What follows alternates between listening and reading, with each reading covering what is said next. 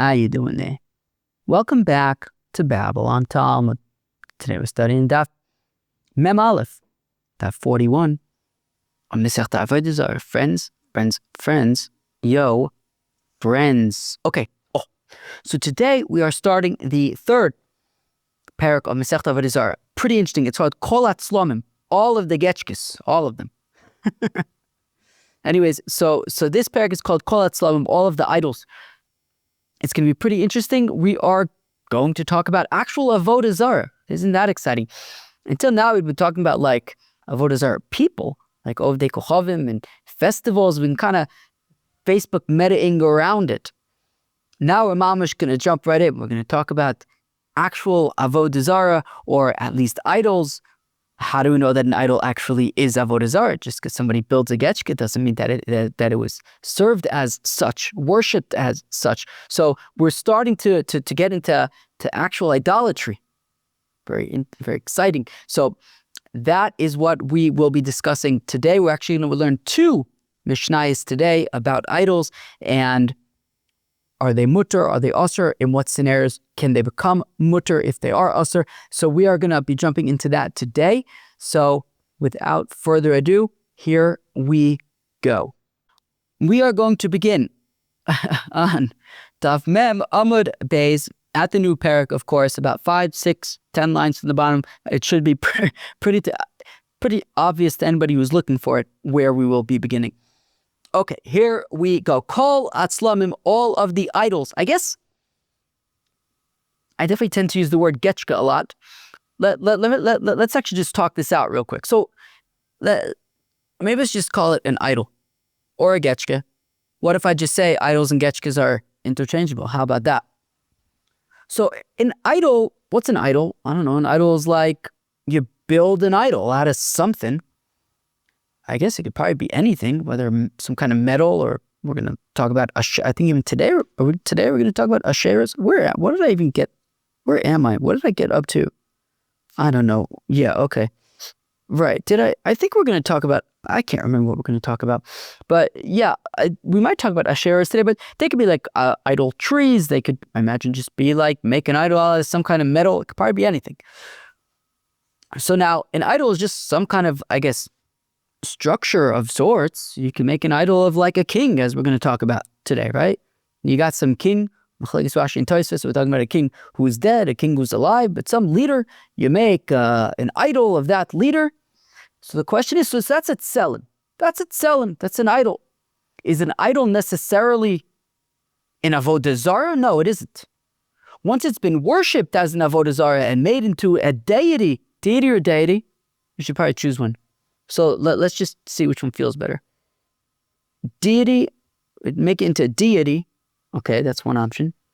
If you make it into a deity, make it into a deity, I feel like that one's right. A deity, they could be both. One of them, either one of them feels like it could be the right one. Deity. Okay, for now it's deity. So if you make it into a deity, so then it's an Avodah Zarah. So that's a different story. Once it's a deity, it's an Avodah Zarah. Obviously, we've learned about Avodah Zarah in Sanhedrin and who knows where else, right? Avodah Zarah itself is obviously asur, but an idol itself, is that asur or not? So Kol Hatzlomim, all of the idols. Again, I'm not talking. So again, there's a difference between a tzelim and an Avodah Zarah. We're talking about a tzelim right now, an idol. Kol Hatzlomim, all of the idols asurin, asur. Because all of the idols are worshipped at least once per year, which therefore makes it Avodah Zarah, and therefore it's asur ba'ano, as Rashi points out, basurin ba'ano, said Rashi. That's the opinion of Rabbi. Whereas the sages say, the rabbis say, Eino asur ela kol sheis biyado makol o tzipor o cutter. Whereas the rabbis disagree, and they say not every idol is asur. Only idols that have a stick, that are holding a stick. So if you have a king with a stick in his hand, or tzipor, or he's holding a bird, or cutter, or a ball, he's holding a ball. Okay, so then it's a deity. So it's Avodah Zarah. And it's asur. Rabbi Shimon Gamliel Omer Af Kol Sheish Biyado Kol Davar. Okay, Rabbi Shimon Gamliel says he could be holding anything. He's got anything in his hand, then osir. So long as he's empty-handed, so then the idol is not osir bano. Okay, so now frag the Gemara. Iten avoden pam achas bashone my time derabon. So the Gemara asks an interesting kasha. Meaning, if we look back at our Mishnah, what does the Mishnah say? Meir says, all idols are osir because they're worshipped once per year. The Chachamim don't disagree with that. What are the Chachamim? Eino osir ela. They don't say, Ma pitom, they don't say that only a king with a stick is worshipped, but not the other. The Chachamim don't say that. They say the only ones that are osir are the ones that are holding a stick, implying that even though we agree that they're worshipped once a year, all of them are worshipped once a year, but the only ones that are osir are the ones that are holding a stick or a bird or a ball. But the Gemara asks, I don't understand the opinion of the rabbis though, because if they do agree that all of the idols are worshipped once per year, well then, how could they say that they are mutar ba'ano? How could they say they are permitted if all the idols are in fact worshipped? Well, then there are in fact all Avodah Zarah, and they should be osir ba'ano. So again, how could the Rabbanan say that most idols are permitted, are mutar ba'ano, if they agree that they are worshipped once here? Amar b'Yitzchak bar Yosef, Amar b'Yochanan b'mkom asher Reb Meir hayu ovdin osa pam achas bashana. Here is the thing. Where Reb Meir lived, where did Reb Meir live? Anybody know? I didn't look it up. I was just kind of assuming. I don't know what I was assuming. Well, I know what I was assuming, but he's buried in Tveria. So I was just kind of assuming he lived in Tveria. But I don't know for sure. Where Reb Meir lived, are you ovdin osa pam achas bashana? Where Reb Meir lived, they would serve all of the idols once per year. Reb Meir chayish lemiuta. Now, as we know, and I think it came up just the other day, did it not? Who can remind me where it came up just the other day? I feel like it came up the other day. But anyways, Reb Meir is chayish lemiuta. Reb Meir, oh yeah, of course it came up the other day with the gvinas beis unyoki. Right, with the miuta lemiuta, and therefore it's the rove of the calves. Anyways, so Reb Meir, as we know, his opinion is that choshesh lemiuta, chayish lemiuta. He's concerned about minority things. And therefore, where Reb Meir lived, they would worship all of the idols once per year. But that's just where Reb Meir lived. That wasn't true of all of the cities and all of the towns and all of the villages and places and stuff. However, Reb Meir is chayish lemiuta. He is concerned about minority stuff. And therefore, even though there might be lots and lots of places, but so long as there is one place where all of the idols are worshipped once per year, well, then we're concerned about all places that idols can be worshipped once per year. And therefore, all of the idols and all of the places are osir. Okay, so again, Amar b'Yitzchak bar Yosef, Amar b'Yochanan, b'mkom asher Reb Meir, that where Reb Meir lives, hayu ovdin osan pamachas bashana, they would worship all of the idols once per year. Reb Meir, the chayish lemiuta, and therefore Reb Meir, who is concerned about minority stuff, such as, there's this one place where they serve all the idols once per year. So gazer shar mikomos atu osu makom. So Reb Meir said, that's it.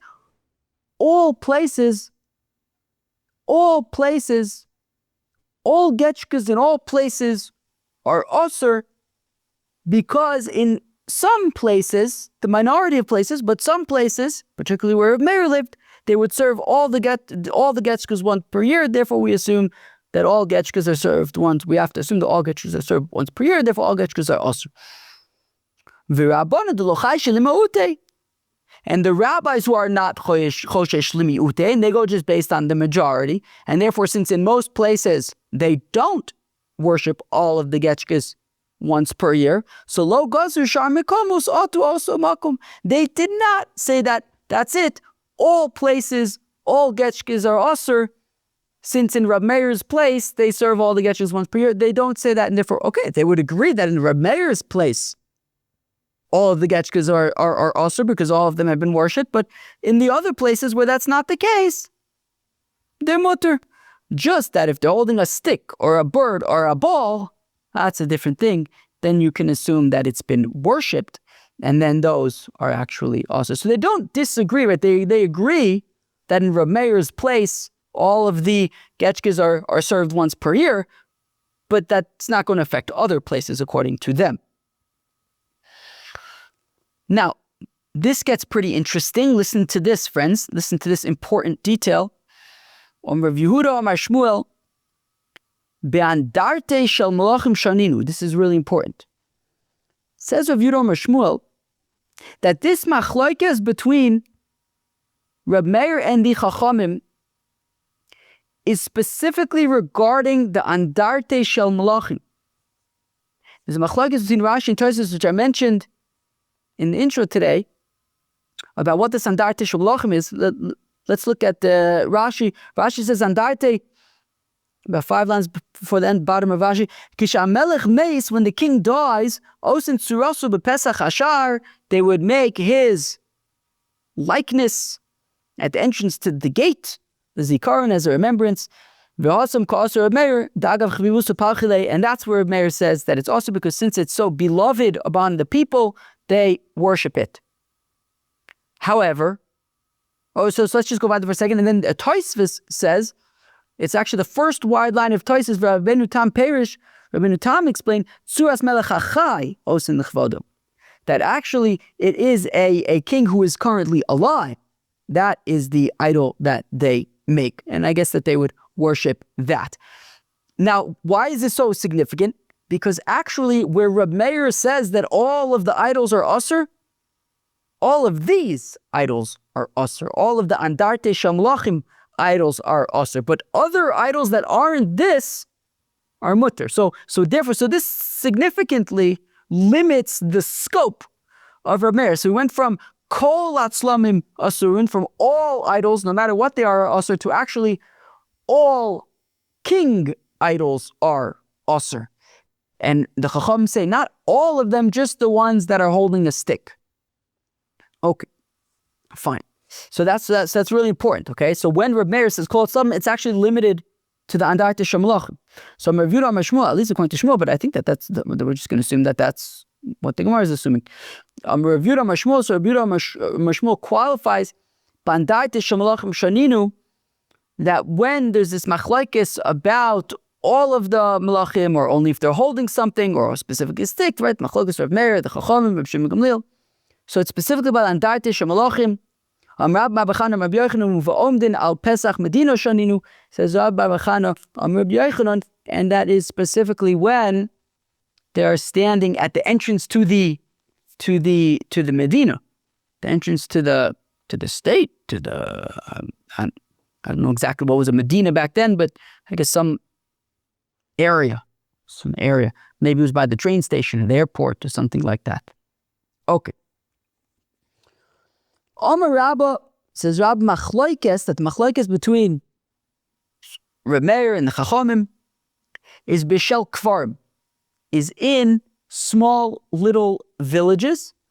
Avo b'shel krochim divrakol mutarin my time l'noy avdelehu. Okay. It says Rabba that this Machlokes between Reb Meir and the Chachamim are all that's masurim, maybe only if they're holding a stick or whatever.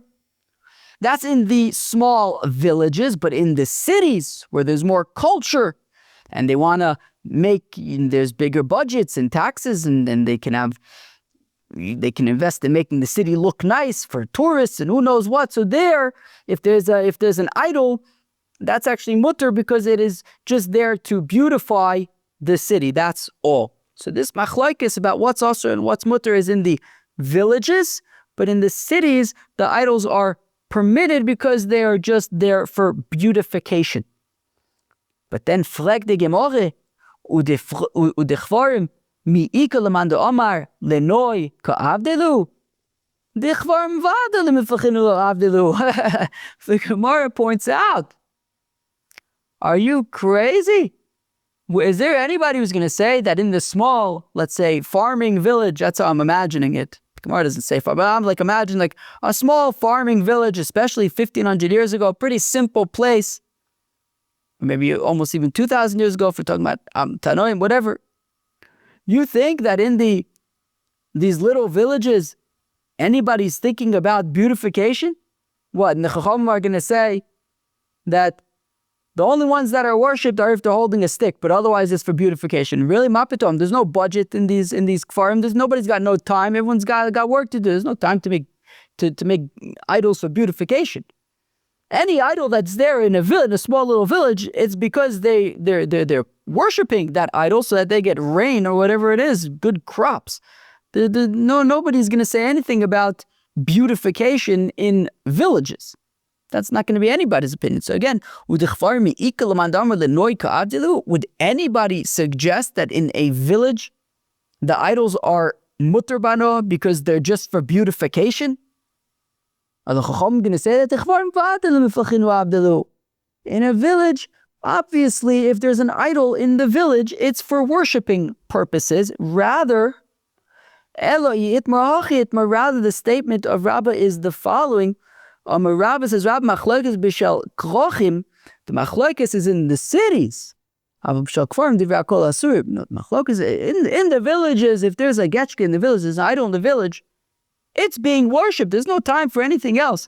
They need to serve, to worship some idol. They build an idol, they worship it, and that's that, and they get back to work.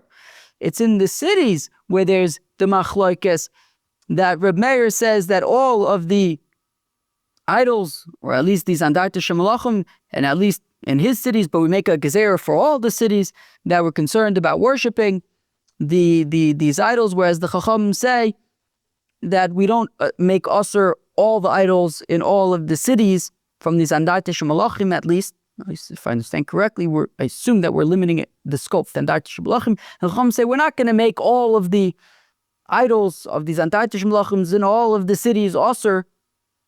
Rather, in most cities, it would actually be mutter because it's actually just for beautification purposes. If we know for sure that they're served, worshipped, okay, it's a different story, but we're not going to just sweepingly say that all of these idols in all of these cities are asur, because in the bigger cities, we can assume that they are for beautification purposes.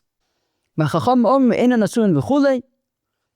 Chachamim had said that the only ones that are asur, of course, are if they're holding a stick or a bird or a ball. These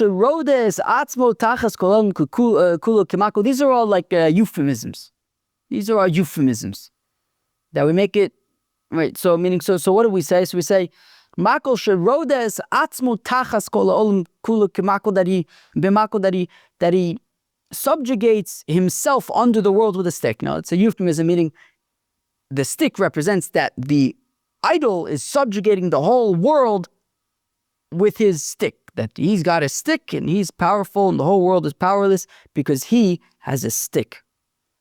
Tzipor, a bird. Shetofis is atzmo tachas kol ha'olam kula. Tzipor also, I'm not going to get into the literal definition. I'll just go with the euphemistic, with what it's saying, which is, and the bird represents that the idol holds on to the whole world like a hunter holds on to a captured bird. This idol holds on to the whole world. You better watch out. Tana, wait, did I skip word? Okay, fine. Cutter and a ball. Shetofis es atzvu tachas kol olam kulo ki cutter. That again, he holds the whole world like a person holds a ball. He's so powerful. Taka toisvis says epis. About 5-10 lines into Toisvis, Kikater Sha'olam Ogul, because the world is round. It used to be Yerushalmi, like it says in the Yerushalmi, Shalachsan just Mokadom. I assume that's Alexander the Great. All of the Milo went up to heavens, are bringing Tosfos from the Yerushalmi at Shira, Kol Olam Kikater, that he saw the whole world was like a ball, Vesayam Kikared, and the oceans like a platter. Perish Yamo Kiana Shemakav Kol Olam Fun. Which is not interesting because I don't think that it's so poshut that everybody assumed at that point that the world was round. So Tosfos is saying the world was round. I don't know at what point they decided that the world was round. But Tosfos is saying that the world is round. Now, okay, so if he's holding a ball, he's saying like, wow, that idol is so powerful, it's holding a ball. Okay. Tana, we learn about Sayif, they added a few on, such as if he's holding a sword, or if he's holding a crown, or if he's holding a ring. Sayif, when it comes to a sword, initially,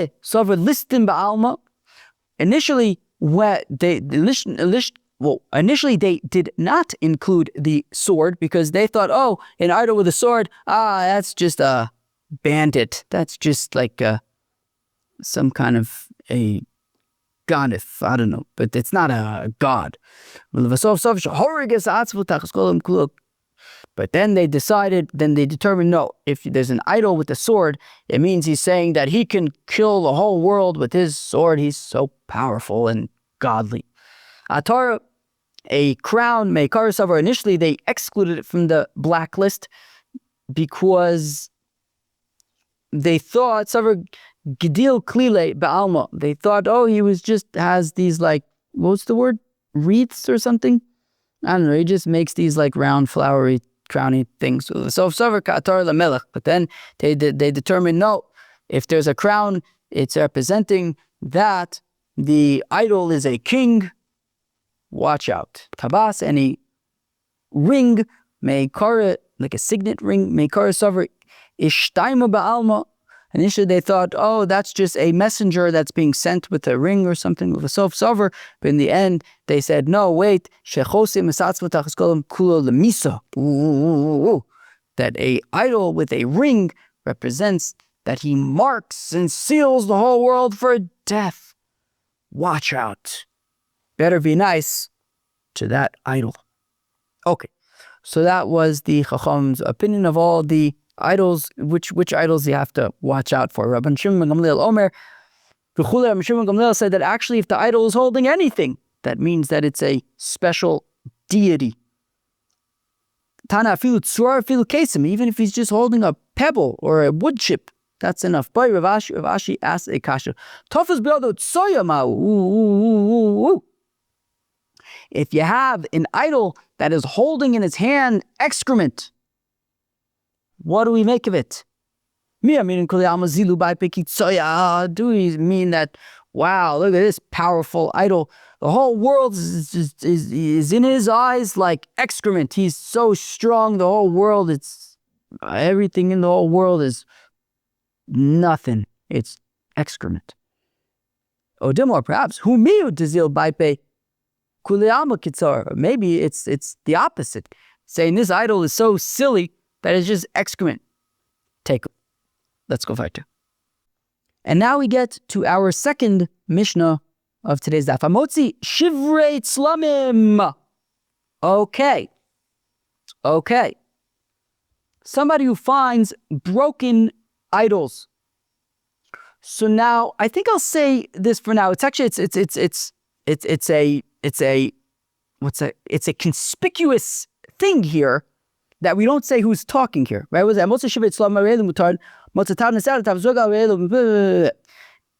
A second ago, we learned a mishnah, 15, 20 minutes ago, we learned a mishnah, three-way machlokes.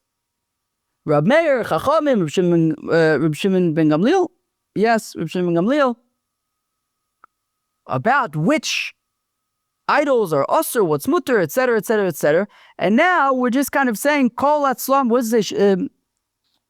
Hamotzi shivrei tzlam marei mutar. According to who? What are we talking about? So let's assume that it's talking about Reb Meir. It's going to come up. It's going to come up in the Gemara. So it comes up. The question: who is it? Reb Meir, Chachamim? Who is this talking about?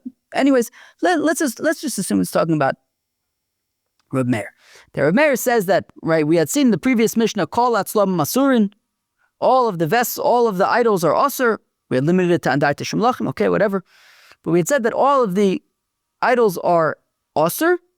Now this mishnah is saying, but if they're broken, then they're mutter. So meaning all the idols are asur. If they're broken, they are mutter. Now, we're not talking about when we know for sure that it's Avodah Zarah. Then it's not. Then we wouldn't refer to it as a tselem. We would refer to it as Avodah Zarah. Here we're talking about these default idols, especially because we said that Rabbi Meir says in all of the places, because it's chayish l'miutos, we says, sure, in his place, I guess maybe you would know that it's actually Avodah Zarah, but Rabbi Meir then said that in all of the places, all of the towns, you assume that all idols are just asur, right? Because whatever, just because chayish l'miut, fine. So he says that all of the idols are asur. But if they are, right, so if we knew for sure that they were worshipped, then that's avodas kocham. That's not a tselem, that's avodah zarah, that's already a different thing. Here we're talking about an idol, stam an idol. So Rabbi Meir had said that kol atzlam masurin, but if they are broken, if a tselem is broken, then it is mutter. Okay? So now, hamotze shivet tzlam, so somebody who finds broken idols, hare elu mutar. So if it's broken, then it is mutter. Does Rashi say, okay, fine, why not? So let's say. So Rashi says here, I'll read the Rashi. The Rashi and the Mishnah. First thin line of Rashi. The reason is explained in the Gemara, because when the idol was whole, Safek avodim, Safek lo avodim. Right? Because as I pointed out, if it was actually worshipped, it's not a tselem anymore, then we refer to it as Avodah Zarah. Right? Here we're talking about an idol that we don't know. Maybe it was worshipped, maybe it wasn't. We just don't know. All we know is that it's an idol. So Safek, number one, is maybe it was worshipped, maybe it wasn't. And number two is that even if you say that it was worshipped, Emer bitlum l'chach shibum, right? And now that, okay, so Rashi says that maybe they were mavatzlet and therefore they broke it. Alternatively, if it's broken, then you can assume that it's batil. Basically, the shaila is, now that it's broken, right? That's of course the shaila, right? If you have this idol that's broken, the question is it still asur or is it now a mutter? Why would it still be asur? Well, it's still an avodah zarah. It's still an idol, right? But you would say mutter if it's no longer an idol. So meaning if the avodah zarah is now broken, so then maybe that means that it's no longer avodah zarah. Whoever owned this avodah zarah or whoever it belonged to said, okay, this is no longer, it's broken. Either they decided it's no longer Avodah Zarah and then they broke it, or right, so they mavatal it, or maybe now that it's broken, they said, okay, forget it, we don't want it anymore, whatever it is. So there's a possibility that whoever cares about this idol doesn't care about it anymore. So number one, maybe it was never worshipped in the first place, because it's just a tselem, it's not Avodah Kocham for sure, it's a tselem. So maybe it was worshipped, maybe it wasn't. And even if it was worshipped, the fact that it's broken, maybe whoever cared about it doesn't actually care about it anymore anyways. So therefore, if you find, right, so even though we say that an idol is asur, if it's broken, we're going to assume that it's mutter. Or the halach is that it's mutter. So amotze shiva tzlam, somebody who finds broken idols, they are, you can assume, you can treat them as mutter. They are mutter. Tabnis yad or tabnis regel, but if you find a hand, a whole hand, or a whole foot, well then, hare'elu asurin, well then they are forbidden, because people would worship a hand or a foot. Omar Shmuel, and now Shmuel says the Gemara, afilu shive avodas kochom. Oh, so now Shmuel comes and he pushes it one step further and says, not only broken idols, but even broken avodah zarah. If you have actual avodah zarah that's broken, it's mutter as well, according to Shmuel. The onantanan shivrei tzlomim. What about the fact that our Mishnah says specifically broken idols are permitted? Would that not imply that however broken avodah zarah remains asur? No. Huadin da'afilu shivrei avodas kochavim. No. Also shivrei avodas kochavim. Broken avodah zarah is also mutter. Veha dekatoni shivrei tzlomim. Well then why did it say broken idols? if there's a bigger chiddush, that even broken Avodah Zarah is mutter, that even broken Avodah Zarah is mutter, say that. And then Kavachomer, broken idols is mutter. I'll tell you why. The reason why it says Shivrei Tzlomim and not Shivrei Avodah Zarah is because Mishum de Kabbalah the mishnah Seifa. We needed to say Tzlomim for the second part of our Mishnah, which is Motza Tabnis Yad, Tabnis Regel, that if, however, he finds a foot or a hand, Hare'elu Asurin Mipnei Shekayotze Boya Nevad. They are asur because people would worship a hand or a leg. Now, if it had said, if we had been talking about Avodah Zarah, well then I may have come to the conclusion that, okay, if you find a hand or a leg of Avodah Zarah, something that was definitely worshipped in the past, and now you have the hand or the leg, so that's where we say that it's asur. But I would think that maybe from an idol, though, it would be mutter. Therefore, we had to say no. We had to therefore put the whole Mishnah from the point of view, from the frame of reference, or from the perspective of an tselem, of an idol, so that we can have the second part of the Mishnah that says a hand or a foot, even of an idol, is asur. And certainly if you have a hand or a foot from an Avodah Zarah, it's going to be asur. So we had to be talking about idols, so in order to make sure that that nobody would come to think that the hand and foot of an idol is mutter, it is asur. However, when the Reish says that a broken idol is permitted, so too a broken Avodah Zarah. Tanan, we learned in our Mishnah, Motza tabnis yad tabnis regel, if you find a hand of an idol, or the leg of an idol, hare'elu asurin, they are forbidden, because people worship them. But amai, one second, why should we just said that broken Avodah Zarahs, we just said not broken, we just said that, well, yes, broken Avodah Zarahs, but the Mishnah just said broken idols are permitted, and now we're saying if you find a hand or a leg, it's forbidden. But wouldn't that just be v'hashvarim ninu? Isn't a hand or a leg a broken piece of a larger idol? That should be permitted. So Shmuel says it's talking about where it's standing on a platform. Rashi and Tosfos. Rashi says like an actual platform, like an actual like thing that you would, like a podium of sorts. It's like on a stand of sorts. Whereas Tosfos says that the implication of matzah found it seems to be more like out in the field, like in a kind of random place. Therefore, Tosfos says that, if I understand Tosfos correctly, it means that where the hand or the legs, not was necessarily on like a pedestal of sorts, but it was just able to stand on its own, which makes it significant enough that people would worship it. But the point is, when we're talking about the hand or the leg, we're not just talking about like a piece of an idol. We're talking about something that clearly was significant enough that people would worship it. But just a broken piece of an idol would be mutter. Okay. So now we get to a machlokes between Rabbi Yochanan and Reish Laqish regarding Avodah Zarah shenishtabra me'ileho.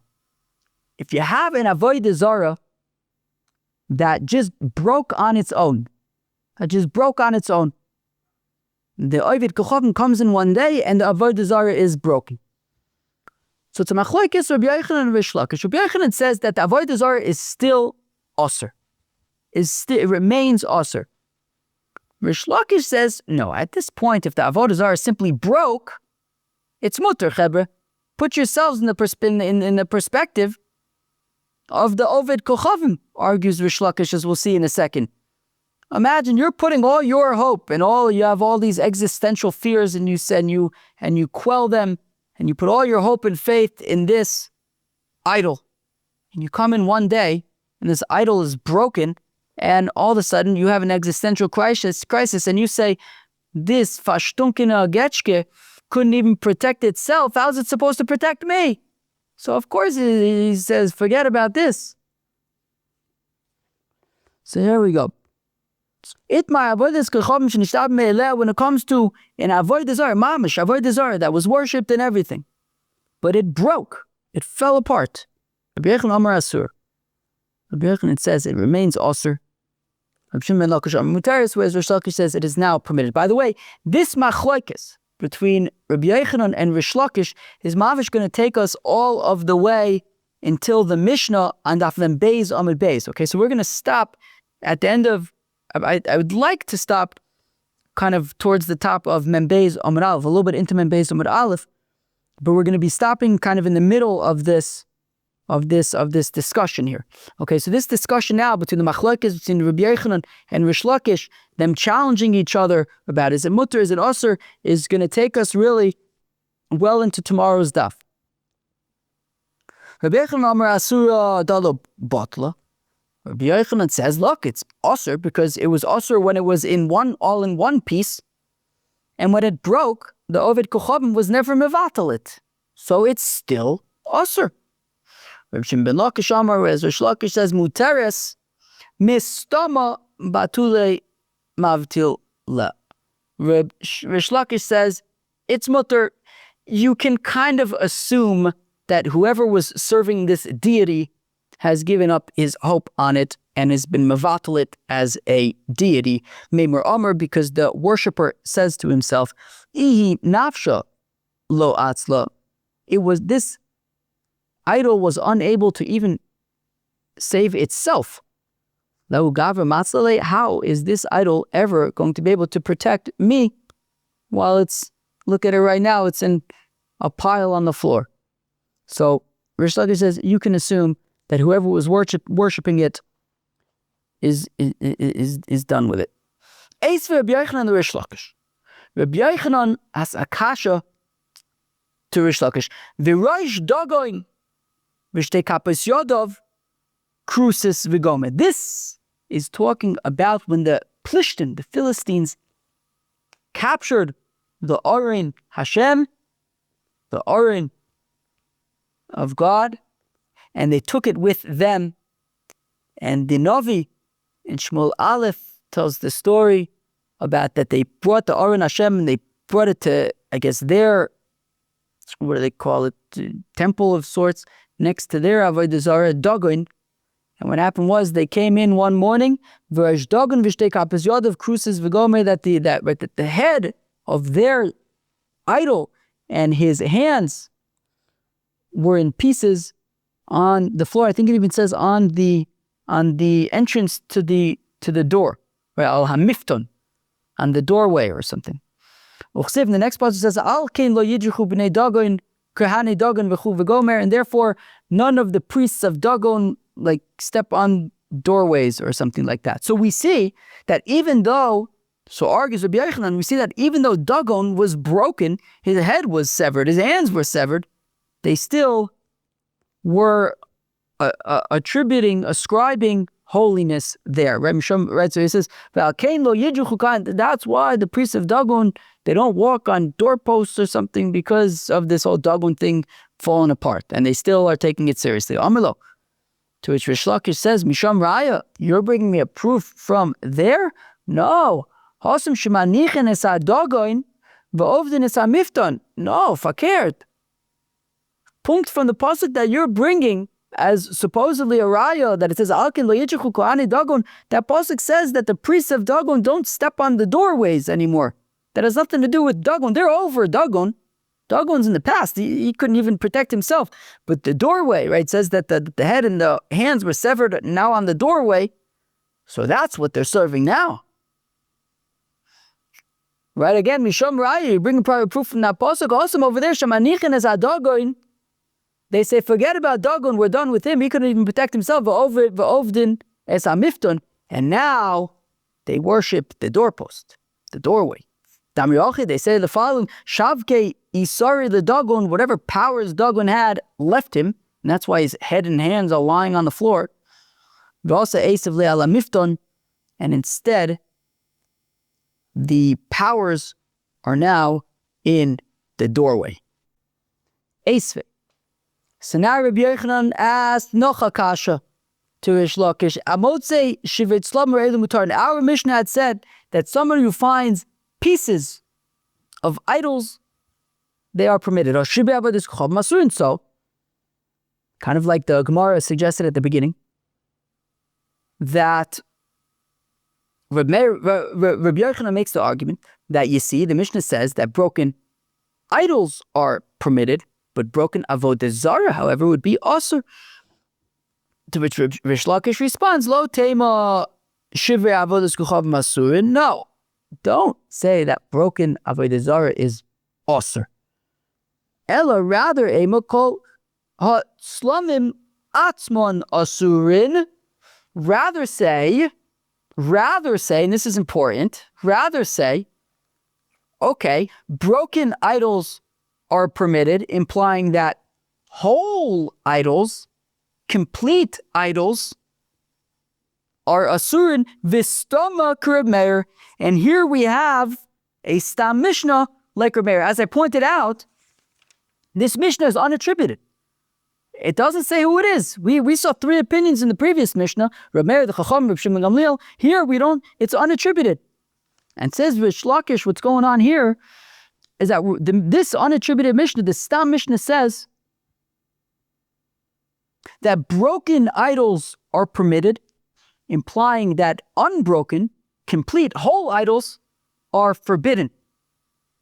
And that is like Reb Meir. So here we have a stam mishnah like Reb Meir, that kol atzlam asurin, but the pieces are mutarin. And now, frankly, Gemara of Rabbi Yochanan. So now, Rabbi Yochanan had said that Avodah Zarah is asura, but let's make the argument that broken Avodah Zarah is asura. Let's make the argument midu Reb Meir nishma lehu l'Rabbanan. Interesting argument that the Gemara wants to make, that let us draw an analogy. Let us draw an analogy, a parallel between Reb Meir and the Chachamim. What's this parallel? The parallel is that, well, Reb Meir, where he says asur, when it's broken, it's mutter. So let's say for the same thing for the Chachamim, that where they say asur, when it's broken, it should be mutter. Okay, let's plug it in. Reb Meir says that kol atzlamim asurin, but if they're broken, then they're mutarin. Well, then we should say that according to the Chachamim, then, that they say that Tzlamim are not necessarily asurim, but Avodah Zarah is asur. But if it's broken, it should be mutter, right? If where Reb Meir says asur, i.e. Tzlamim in general, where it's broken, it's mutter. So then, even according to the Chachamim, who say that not all Tzlamim are asur, but Avodas Kochavim is certainly asur, but they should say that if it's broken, right, to be parallel with Reb Meir, that where asur, when it's broken, it's mutter. So, even according to the Chachamim, who say that Slamim are not necessarily asurin, but Avodah Zarah is asurin, but if it's broken, it should be mutarin. So the Gemara asks, Rabbi Yochanan, Reb Meir, Nishma lehu l'Rabbanan, from Reb Meir, we should be able to draw a parallel to the Rabbanan, Lo Amar, Lav Amar Reb Meir, because after all, did not Reb Meir say, Tzlamim asurin, that idols are asurin, and yet, Shivrei Tzlamim mutarin, yet broken idols are permitted. So let's say that l'Rabbanan, that even according to the Rabbanan, that they say idols are not necessarily asurin, that they're permitted by default, as long as there's nothing in their hands. However, they would say that Avodas Kochavim is asurim. So the Rabbanan Avodas Kochavim nami hi asur, let's say that it's asur, however, v'shivrei mutarin. But if it's broken, it should be permitted. So we say not necessarily. Not necessarily, because idols and actual Avodah Zarah are fundamentally different. An idol that may have been worshipped, may not have been worshipped, is fundamentally different than an actual Avodah Zarah that has definitely been worshipped. Also, when it comes to an idol, you have the sveka that we talked about before, that maybe it was worshipped, maybe it wasn't worshipped. And even if it was worshipped, now that it's broken, that could be an indication that whoever was worshipping it doesn't care about it anymore.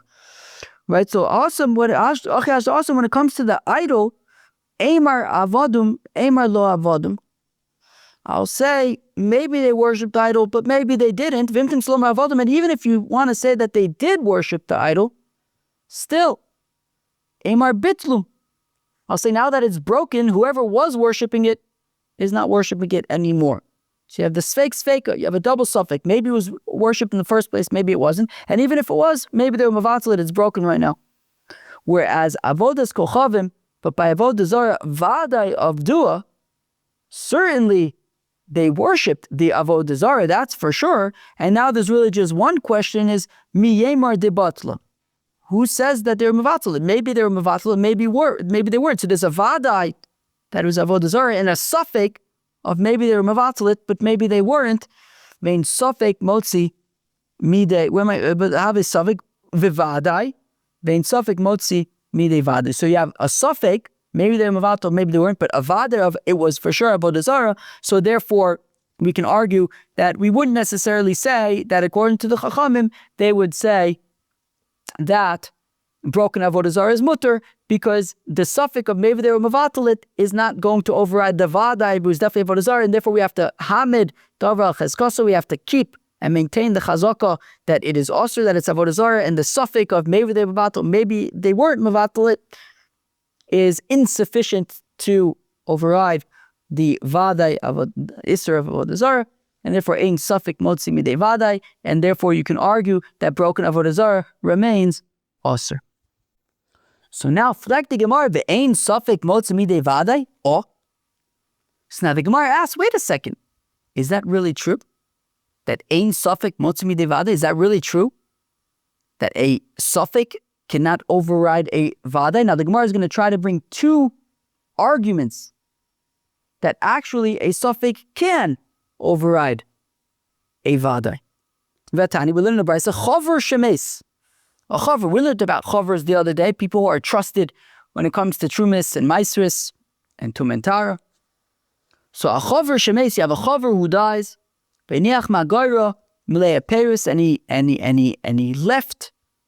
When he died, he had a storehouse that was full of fruits.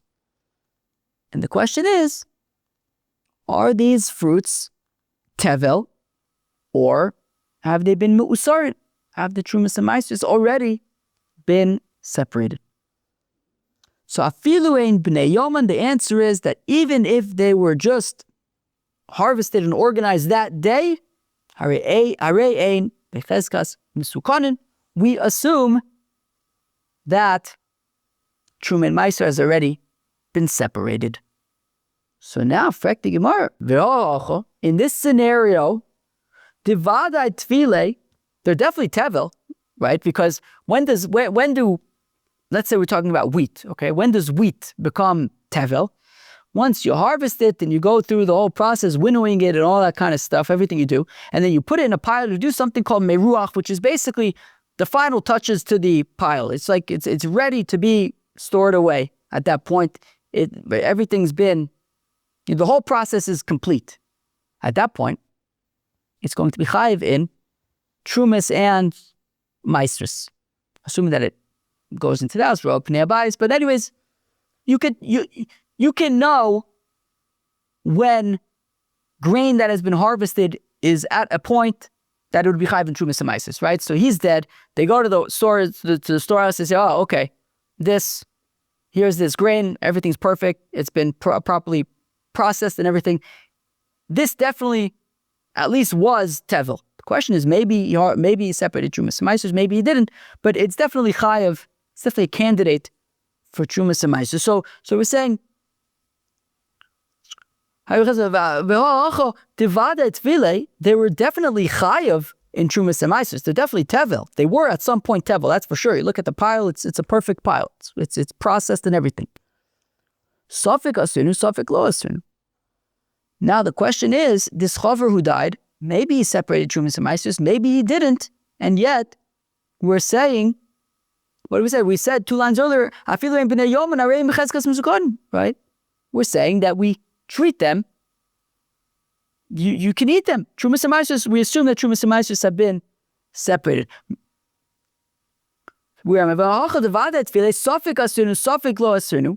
Maybe he separated trumas and maestris, maybe he didn't. V'ka'asi suffik umotzi midei vada. And yet, this suffix of maybe he separated trumas, maybe he didn't, we're saying, okay, let's assume that he did separate trumas, and therefore you can eat them, even though we know for sure that they were tevel. Maybe separated trumas, we're saying it's okay, you can eat it. So we see that the suffix of maybe separated trumas and maasros is motzi midei vada of the fact that it was for sure chayiv in trumas and maasros, and that you couldn't eat it until it was separated. We say it's okay, you can eat it. Bahasam vadai uvadai hu. To which Gemara says no, that is not a case of suffix and vadai. It's a case of vadai and vadai. Yes, the grain was definitely tevel, and yes, it definitely needed to have trumas and maasros separated. However, yes, trumas and maasros were definitely separated.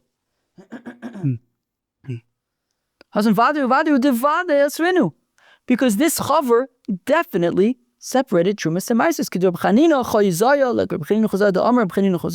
Chazaka al chaver, that there's a chazaka. You can assume that a chaver, such as this fellow who passed away, she'eino motzi davar she'eino mesuchkin mitachas yado. A chaver will never allow something that is untied to leave his possession, right? If he died, I think Tosfos even says that Zavka talking about, somebody says, I think it was Tosfos, maybe says, yeah, what is it actually? Chazak al chaver, b'yusham komer, tiftar b'shameis b'socha yishu, perish b'yishu vadas.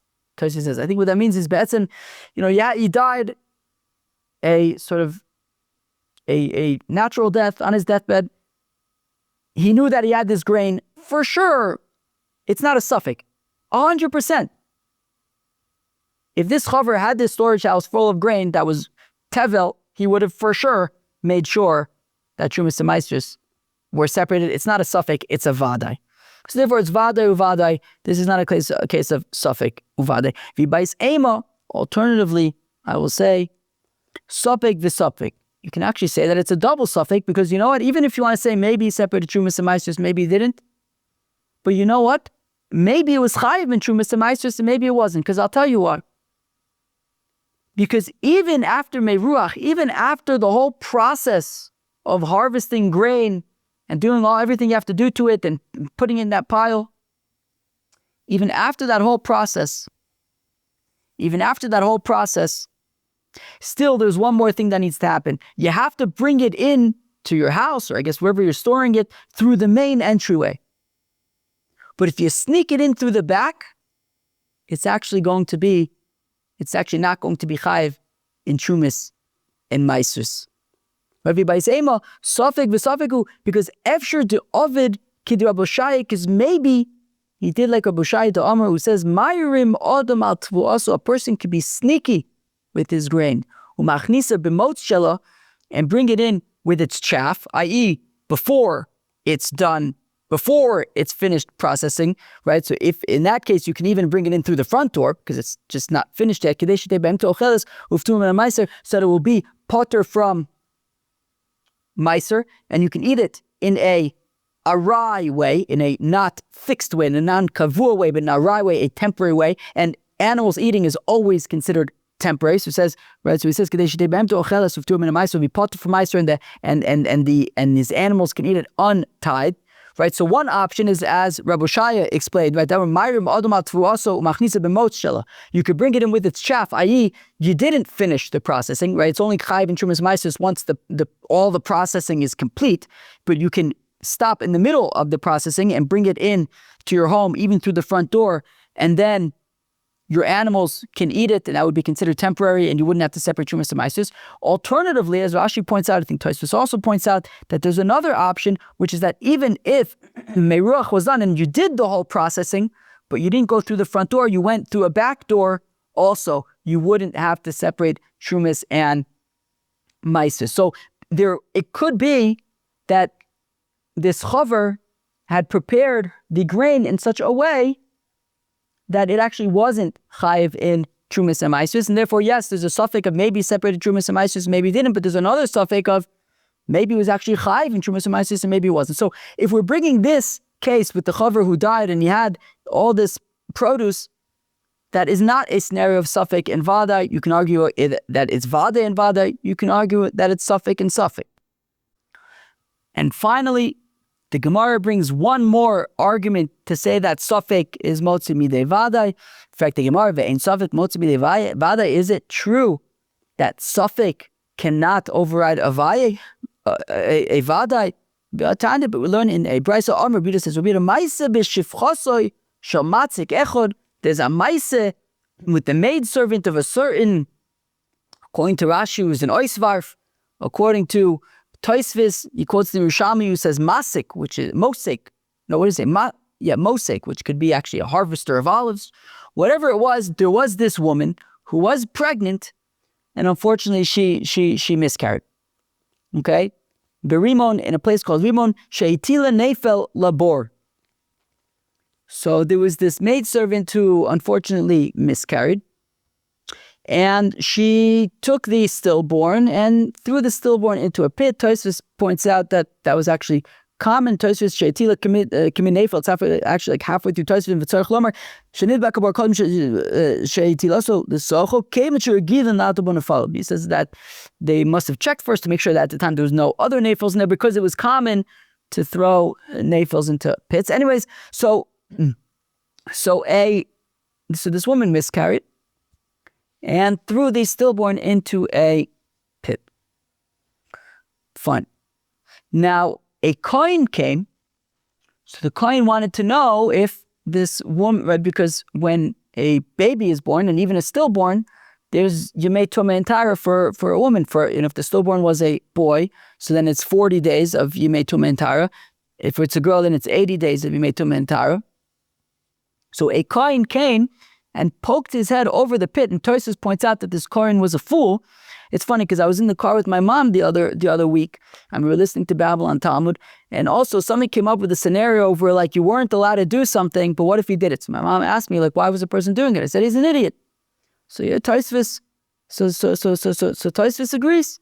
Not in that case, but in this case, right? It says, kohen shaita in the second line of Tosfos. That kohen was a fool. Why? Wait, a kohen has to be pure. How can a kohen go and stick his head over a pit where there's a nefel, right? It's stillborn with that stomach. But anyways, he did it. So the shaila is now, is the kohen tummy? Is the kohen tummy? So it says the second line of the Gemara in Membezum and Aleph, uva kohen v'yitzitz bo. So a kohen, as Rashi says, as Tosfos says, a foolish kohen came, an irresponsible kohen came, and he stuck his head over the pit. To know, see if you can get a glance at the stillborn to see if it was a boy or a girl, to know is there going to be 40 days of Tumah Entara or 80 days of Tumah Entara. The Maisa came for the Chacham, and they said, okay, this foolish kohen is nonetheless tahor, because in this place, in this area, there are weasels and leopard-like beasts, and maybe a weasel or a leopard-like beast took the stillborn to their lair. Now here there's a vadai, which is there was definitely a stillborn in that pit, and that stillborn will be matame. Right? It's a corpse, it'll be matame. And if the kohen stuck his head over the pit, that's tumas oil. He's creating a tent in oil over the corpse, over the baby, and he should be tuma, right? It should be tumas oil. So there was definitely a nefel in the pit. He definitely stuck his head over the pit. The question is, maybe a weasel or a leopard-like beast dragged away the nefel first, and we're saying that he's tahor. So we see the suffix of maybe the baby was dragged away is motzi midei the vadai of that he for sure put his head over a pit that had a stillborn in it, at least at some point. Because he's suffix motzi midei vadai, and this suffix that maybe was dragged away is overriding the vadai tuma that we knew was there initially. Lo tema itila nepelabor. So we say no. Don't say that she threw a stillborn into the pit. We don't know what she threw into the pit. She miscarried, and depending how developed the fetus was at the time of the miscarriage, it could be that it was not yet developed enough for her to actually, for the stillborn to be tamei, and for her to have any tumah entara.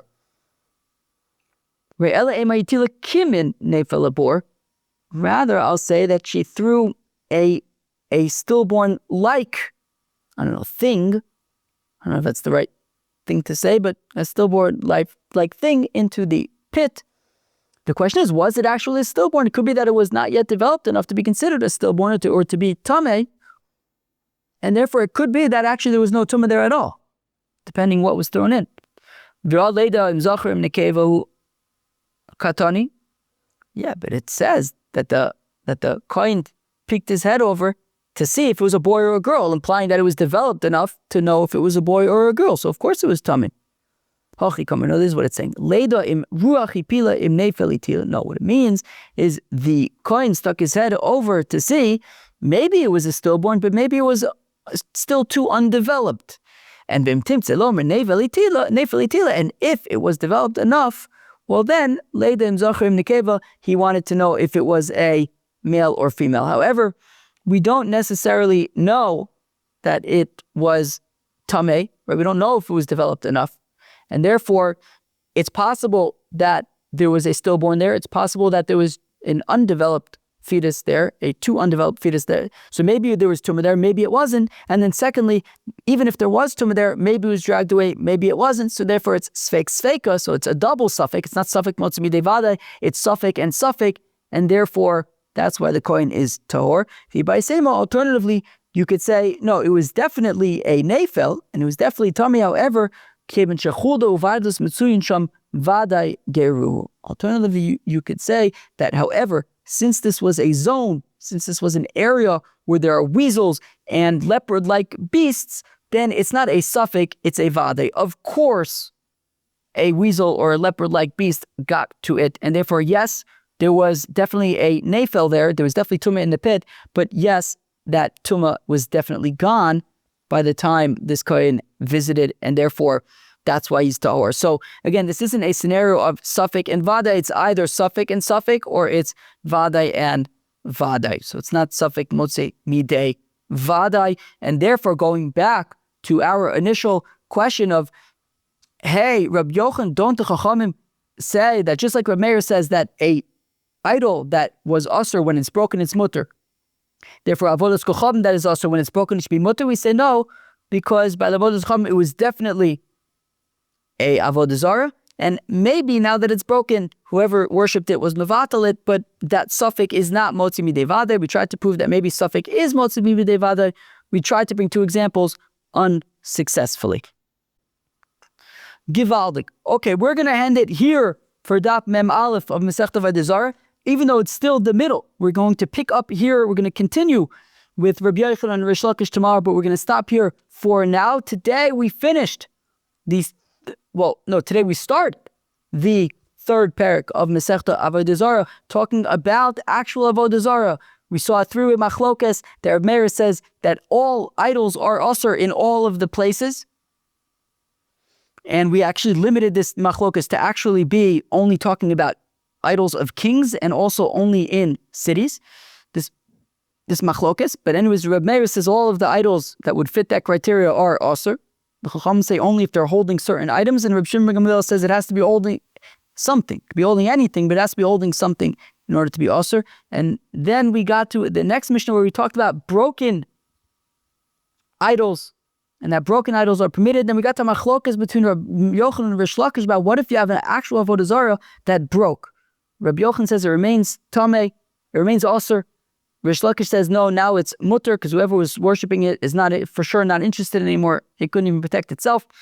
We are now in the middle of this machlokes, and we're going to continue going back and forth between Rabbi Yochanan and Reish Laqish. We will continue with that tomorrow. At the end of today's daf, we got into this interesting question about suffix motzi midei vadai, and that is all I can say here from Masechta Mem Aleph of Masechta Avodah Zarah. I hope you enjoyed. I'll see you tomorrow. Bye.